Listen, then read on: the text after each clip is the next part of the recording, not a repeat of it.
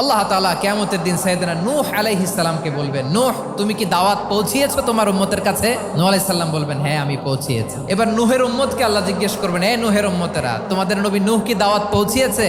নূহের উম্মত বলবে, না আল্লাহ, কোনো দাওয়াতও আমরা পাই নাই, আপনারাও চিনি নাই, জান্নাতও চিনি নাই, জাহান্নামও চিনি নাই। নূহ আলাইহিস সালাম বিপদে পড়ে যাবেন। তখন আল্লাহ বলবেন, নূহ তোমার পক্ষে কোনো সাক্ষী আছে?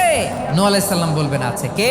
উম্মতে মুহাম্মাদি। তখন আমরা বলবো, আল্লাহর নবী নূহ আলাইহিস সালাম তিনি আপনি যা যা বলেছেন ঠিক তা তার উম্মতের কাছে পৌঁছে দিয়েছে। এবার নূহের উম্মতের সাথে আমাদের ঝগড়া লাগবে। তারা বলবে, তোমরা আসছো আমাদের হাজার হাজার বছর পরে, তোমরা কি করে জানলা? তোমাদের সাক্ষী ধর্তব্য হবে না? আমরা তখন বলবো, আমাদের কোরআনে তোমাদের নবীর নামে আল্লাহ তাআলা একটা সূরা নাজিল করেছেন, সূরাতে নূহ। দিন রাত এক করে তোমাদের কাছে তিনি দাওয়াত পৌঁছেছেন, সব আমরা জানি। আমরা যখন বলবো এই কথা, নূহের উম্মত চুপসে যাবে। তখন আমরা সত্য বলেছি কিনা এটা আল্লাহ তাআলা জানতে চাইবে বিশ্বনবীর কাছে। তখন বিশ্বনবী আমাদের পক্ষে সাক্ষী দিবেন। আওয়াজ করে বলেন আল্লাহু আকবার।